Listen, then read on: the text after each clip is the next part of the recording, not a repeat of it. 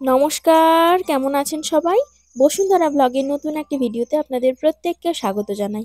আজ সোমবার, এখন বাজে সকাল 7:30 মতো।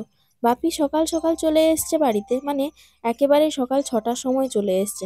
তারপর ওখান থেকে এসে একটু ফ্রেশ ট্রেশ হয়ে নিচ্ছে। মেয়ের জন্য নিয়ে এসছে এই জগন্নাথ দেবের মূর্তি দেওয়া ব্যাগটি। তবে মেয়ে সেটা নিতে একেবারেই নাজেহাল, মানে সে নেবেই না। তার মাসিকে দিয়ে দিচ্ছে, ছোট মাসিকে বারবার যে তুই নিয়ে নে, আমি নেবো না। তো যাই হোক, ও একটু দেখে নিচ্ছে, তারপরে দিয়ে দেবে। মা বাপি দুজনেই বেরিয়ে গেছে দিদিমাকে দেখতে।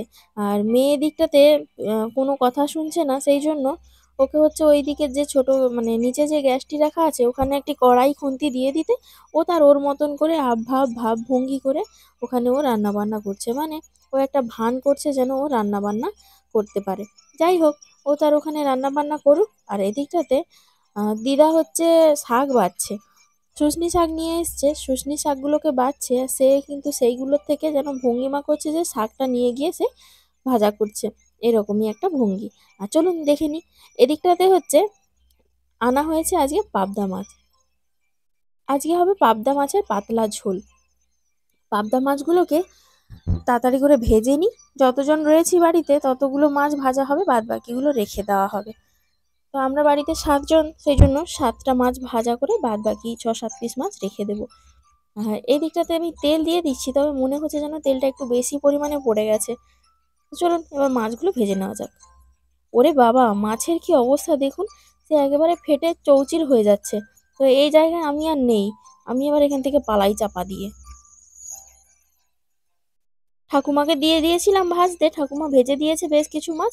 এখনো এই শেষের দিকে রয়েছে, তবে আর দেখছি সেরকম ফাটছে না। মনে হয় তেলটা একটু বেশি পরিমাণে পড়ে গিয়েছিল, সেই জন্য এইরকমই অবস্থা। তবে সাধারণত এই মাছ তো ফাটে বলে আমার জানা ছিল না, কারণ এর আগেও রান্না করেছি, কখনো এরকম ভাবে ফাটেনি। ওইদিকে আমি বাদ বাকি মাছগুলো ভাজা করতে করতে এইদিকে হচ্ছে একটা তরকারি চাপিয়ে দেবো। এদিকটাতে হচ্ছে কফি দিয়ে, কুমড়ো দিয়ে, আলু দিয়ে একটা তরকারি হবে। তো ঠাকুমা বলছে এটা যেহেতু চাপানো হয়ে গেছে, ঠাকুমা এদিকটা এবার নেড়ে চেড়ে বাদ বাকি জল টল দিয়ে দেবে।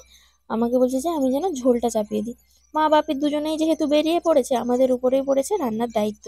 বেরিয়ে পড়েছে তার কারণ, দিদিমাকে কটক থেকে নিয়ে আসার পর থেকেই দিদিমার শরীরটা প্রচণ্ড খারাপ করছে। এমআরআই করার জন্য প্রচুর পরিমাণে বমি হচ্ছে, আর বেশ একটু শরীরটা খারাপ খারাপ লাগছে। চলুন এদিকটাতে আমি তরকারিগুলো চাপিয়ে দিই। মাছটা ভাজা ভাজা হয়ে গেছে সুন্দরভাবে, তরকারিটা আস্তে আস্তে করে এবার চাপিয়ে দিই। আর পাবদা মাছের এরকম কিন্তু পাতলা ঝোলই করতে হয়, না হলে হচ্ছে সে সর্ষে পোস্ত দিয়ে পাবদা মাছের যে ঝালটা হয় সেটা করতে হয়, তাহলে ভালো লাগে খেতে। তো পাবদা মাছের এই পাতলা ঝোলটি বৃদ্ধ থেকে শুরু করে বাচ্চা আর অসুস্থ থেকে সুস্থ মানুষ যাকেই দেবেন সে কিন্তু সোনামুখ করে খেয়ে নেবে। এবং এই ঝোলটা খেতেও লাগে ভারী সুন্দর। যে কোনো অবস্থাতেই মুখের স্বাদ ফিরিয়ে আনতে পাবদা মাছের এই ঝোলটি যথেষ্ট। পেঁপে এবং আলু দিয়ে ঝোলটা করব। তো যাই হোক, দিদিমাকে যখন কটক নিয়ে যাওয়ার সিদ্ধান্ত নেয়, তো তখন দিদিমা যেহেতু প্যারালাইসিস মতো হয়ে গিয়েছিল, সেই জন্য অনেক ডাক্তার চলছিল, তবে ঠিকঠাকভাবে মন শান্তি করে কোনো ডাক্তারকেই দেখাচ্ছিল না।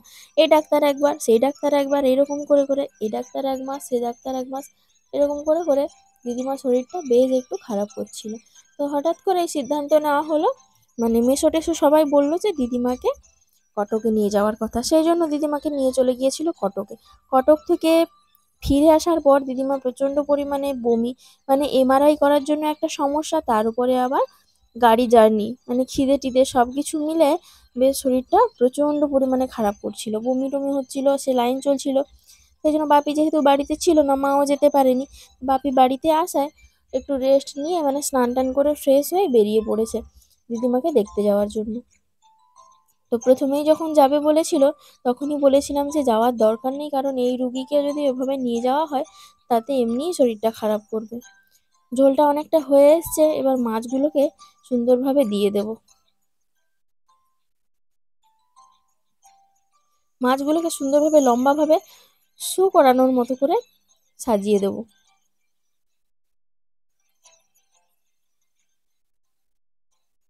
তো দিদিমা মোটামুটি ভাবে ভালো আছে। আর সুস্থ আছে, এটুকুই অনেক। আর এইগুলো পড়ে রয়েছে, এগুলো আমি খেয়ে নেব। তো যাই হোক বন্ধুরা, আজকের ভিডিওটি এই পর্যন্ত। আপনাদের সাথে দেখা হবে খুব শীঘ্রই আমার পরবর্তী আরেকটি ভিডিওতে। আপনারা সবাই ভালো থাকবেন, সুস্থ থাকবেন, সাবধানে থাকবেন।